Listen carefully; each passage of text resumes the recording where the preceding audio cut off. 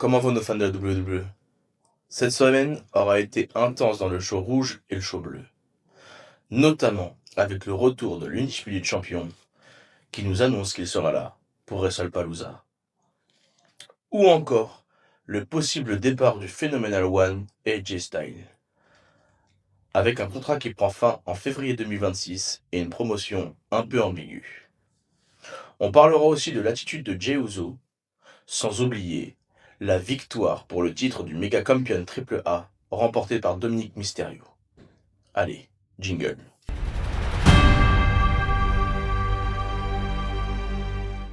Et nous allons commencer cette vidéo avec l'annonce officielle pour WrestleMania 43, qui aura lieu en Arabie Saoudite.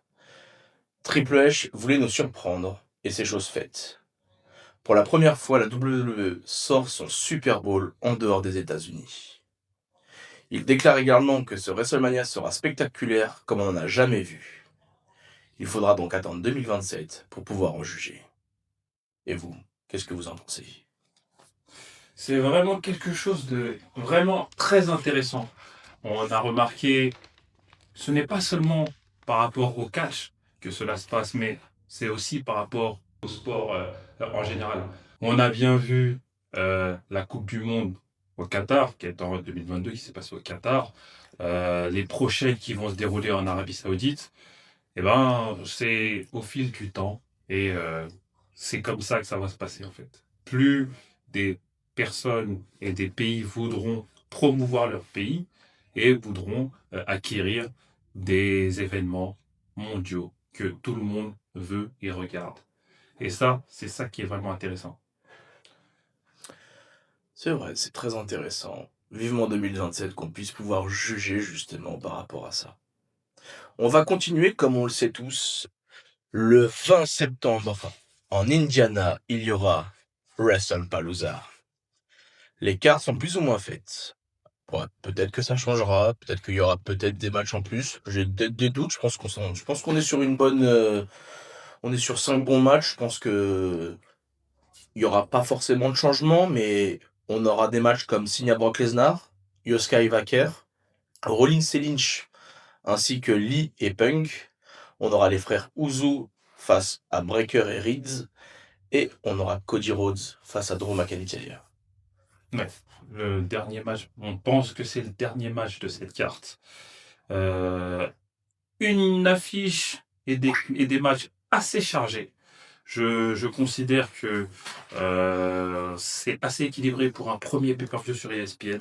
Et je sens qu'ils vont envoyer encore plus de lourd, plus de pâté. Parce que n'oublions pas que ESPN est l'équivalent, on va dire, en France, de Canal+ pour promouvoir du sport. Et pour la première fois, ESPN qui promouvoit la NFL, qui est un puissant, un puissant sport, et la NFL, c'est vraiment quelque chose d'impressionnant et de grandiose. Ah oui. Il promouvoit pour la première fois la WWE, le considérant comme un sport faisant partie de leur classification. Donc moi, je pense que ça va être vraiment très important. Bah, là où je vais vous rejoindre, et là où encore on va me tirer dessus, je trouve que ça a déjà plus la gueule d'un pay-per-view que Clash in Paris. Ah bon? Je trouve quand même qu'il y a quand même beaucoup plus d'attentes, que les cartes sont quand même beaucoup plus sympathiques. Je pense qu'il y aura quand même beaucoup plus de spectacles, ce sont des matchs beaucoup plus sympas à voir que ceux qu'on a vus à Clash in Paris. Ah, je suis désolé, un match tag team mix, Becky Lynch, Seth Rollins, CM Punk et Edgy Lee, c'est plus du divertissement que un vrai match de catch. Oui, mais c'est une histoire qui plaît, et on a le retour d'Adjili, les fans ils aiment ça. Oui, et c'est l'histoire de deux couples qui vont s'affronter. Ok, ça a ce côté glamour, Bien mais sûr. ça n'a pas ce côté. Ça nous annonce aussi la rivalité un peu entre Seth Rollins et CM Punk. Bien sûr, bien sûr. Mais Seth Rollins fait, et je le répète, de l'excellent boulot.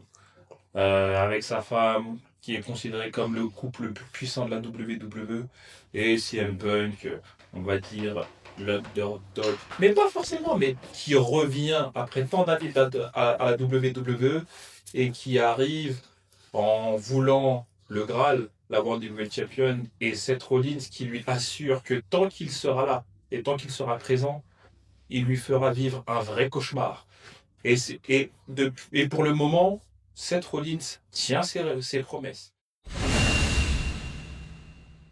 On va parler un petit peu de ce qui s'est passé aussi à Raw, notamment le petit commentaire au micro de AJ Styles, expliquant comme quoi qu'il se retrouve un peu seul, Ouais. qu'il se retrouve un peu vieux certainement aussi. Et donc du coup, on sait pas trop sur quel pied danser. Est-ce que tout ça fait partie d'un scénario de la WWE ou est-ce qu'effectivement AJ Styles en aurait marre? Et donc du coup, cette fameuse phrase où il dit que quelqu'un ne veut pas de lui euh, au sein, entre guillemets, Oui, du show, oui. pour ne pas dire entreprise, est-ce que tout ça est bien réel? On n'en a pas plus d'informations, mais on a l'impression qu'il en a gros sur la patate. Bah, je sais pas quoi dire parce que bon, AJ Styles est quelqu'un comme Cody Rhodes, hein, qui vient d'une fédération différente. Il a excellé dans sa fédération.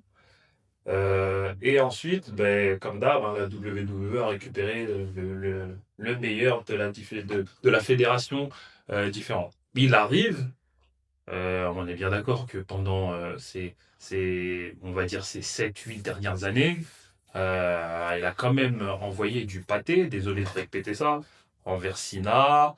Voilà, à un moment, contre Cena, il y avait vraiment une rivalité et c'est lui qui est devenu le champion à la place. Il a eu son temps, il a eu son heure. Mais des fois, comme un vieux lion, ben, il faut accompagner la nouvelle génération pour que eux aussi aient leur moment de gloire.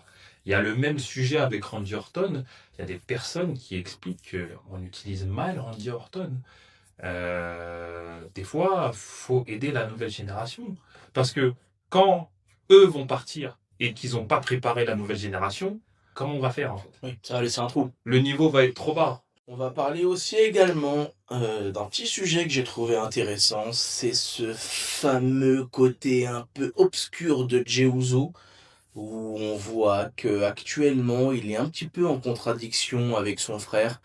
Il y a cette fameuse époque un peu à l'ancienne où c'était un petit peu l'inverse, on jetait un peu la pierre sur Jimmy Uso, c'était lui qui était un peu devenu le no hit, et donc du coup tout était pour Jey Uso, il est devenu le main event Jey Uso, tout le monde l'acclame, mais aujourd'hui j'en parle parce qu'Aro, on voit qu'il y a des tensions avec LA Knight, alors c'est vrai que les deux forcément ils combattent pour le World Heavyweight, mais on voit que Jimmy Uso il arrive à apaiser les tensions, à faire de LA Knight un potentiel allié, en sachant qu'en plus, il y a les Survivor, les Wargames qui arrivent, pardon, Oui. excusez-moi, les Wargames qui arrivent, donc du coup, et ces personnes-là, ils ont une rivalité tout aussi authentique que CM Punk, Seth Rollins. Ouais. Et on voit que Jey Uso, un peu à la manière de Roman Reigns, décide d'imposer son propre style, mais avec un peu d'agressivité, notamment. Ouais. On le voit à la fin du segment de Raw, où LA Knight vient les aider avec la chaise. Il check Jimmy Uso, et alors qu'il se retourne, il prend un spear de... Et ensuite, on voit bel et bien Jimmy qui regarde Jay, et Jay qui lui dit quoi? Ouais. Quoi? Donc, est-ce que éventuellement il y aurait un heel turn?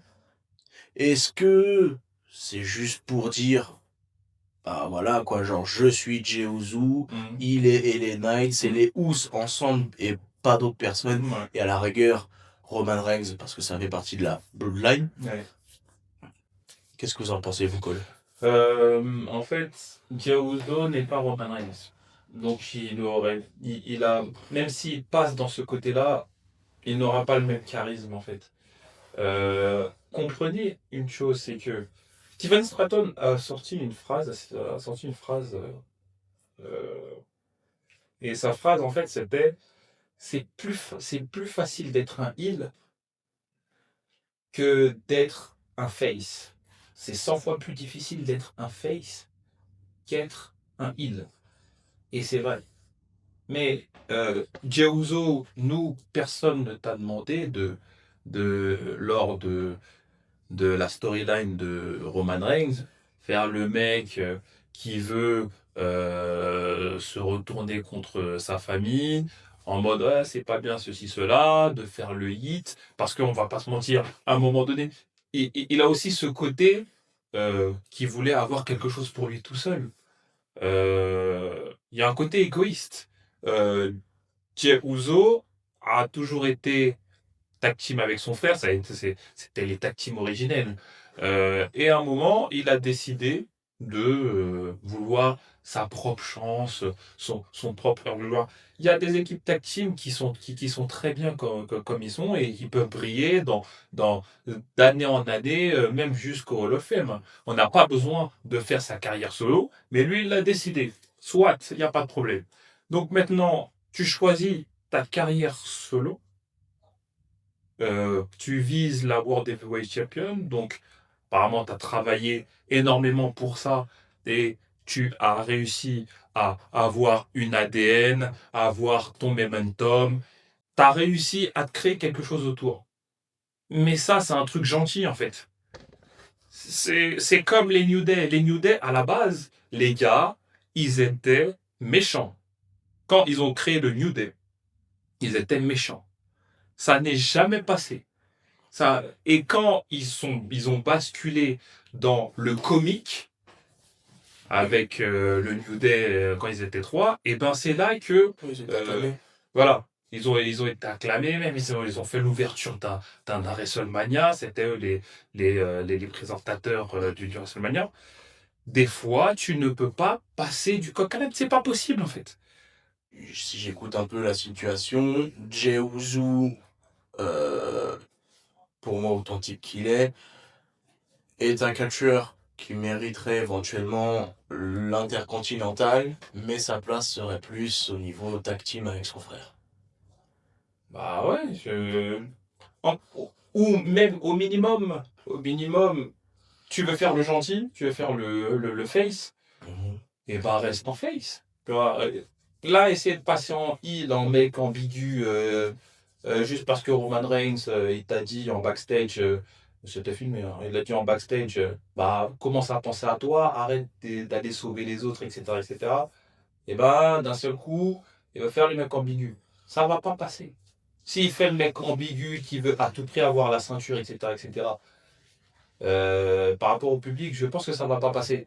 Il a choisi une voie, celle du face. Il ne peut pas passer au bout de 6 mois en heel, c'est pas possible. On va passer à SmackDown, où il y a eu cet effet très marquant. Pour moi, c'est le retour de Cody Rhodes.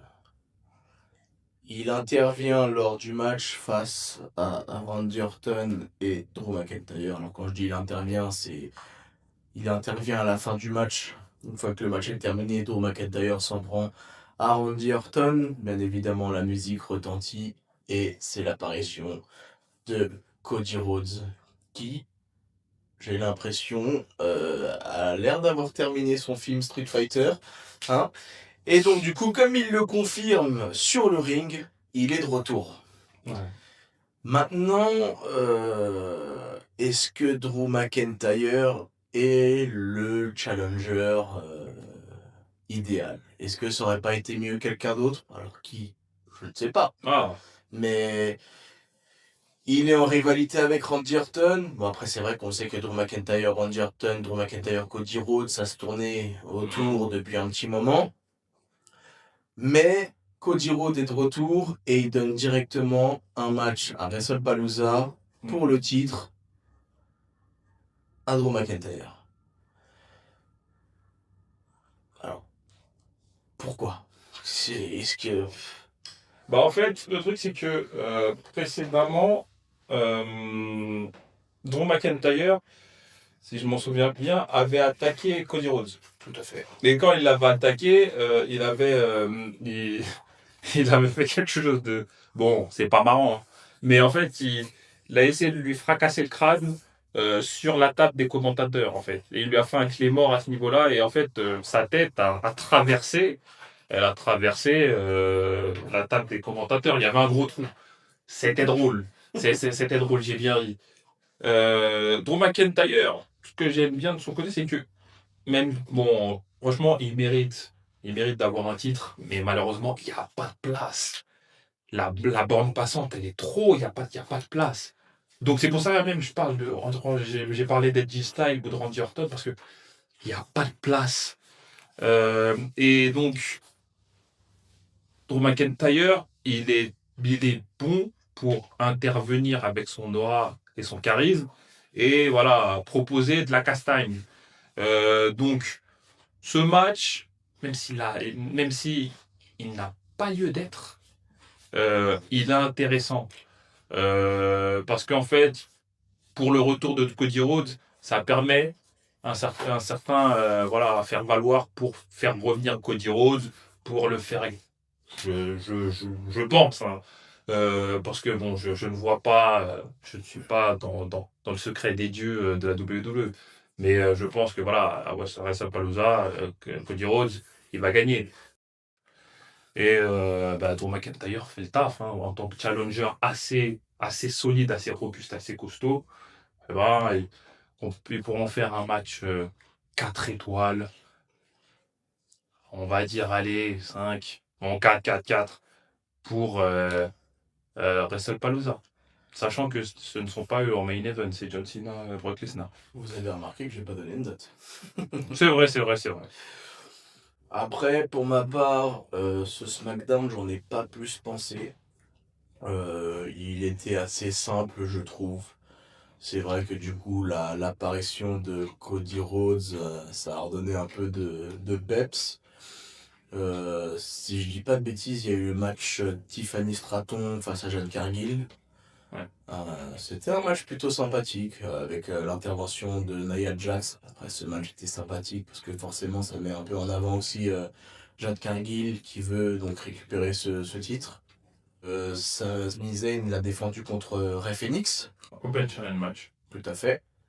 Donc, comme je l'ai dit, donc Tiffany Stratton l'a défendu contre Jade Cargill. Ouais. Il me semble aussi que Julia a défendu son titre. Julia face à Bifab. Tout à fait. C'est un match de dernière minute. Ça s'est passé en backstage. D'accord. Elle a dit, bon, bah, vas-y, viens. Mais bon, on savait très bien que, voilà, Oui. il va rien se passer. Parce que, bon, celle qui est plus prétendue, c'est Michin. D'où son intervention. C'est ça. Et Julia fait le taf. Franchement, c'est ça qui lui permet de conserver depuis 2 mois déjà, 2 mois, 3 mois, la ceinture, parce qu'elle fait le taf. Je vais rebondir aussi sur notre Ron Cena. Pourquoi autant de violence sur lui? Il est gentil, notre Ron Cena. Parce qu'il a voulu tout simplement intervenir alors que ce n'était pas le sujet. Brock Lesnar arrive pour expliquer le pourquoi du comment il s'est attaqué à John Cena. Et R-Truth arrive en passant. Il y en a qui disent que, et c'est pas moi, il y en a qui disent que le heal de R-Truth, il n'a pas marché. Parce qu'il est arrivé, oui, voilà, je suis comme je suis, etc. En gros, c'est fini le mec qui fait le guignol. Mais là, quand il est revenu sur le ring, il dit, ouais, je suis le frère de John Cena, je m'appelle Ron Cena, etc. Bon, c'est ce qu'il fait de mieux. Voilà, c'est ce qu'il fait de mieux. Et des fois, j'ai envie de dire, et c'est pour ça que, bon, ceux qui veulent des opportunités, etc., des fois, on a besoin de tout dans la WWE. Le rôle de R-Truth, qui est là depuis tant d'années, pourquoi tu viendrais prendre la ceinture de la WWE? Mais regarde, imagine que, à l'époque, Hornswoggle, qui était apprécié du public, il arrive, il dit, ouais, comme le public il m'aime bien, etc., je veux un titre, je veux plus. Il a au moins gagné le Cruiserweight.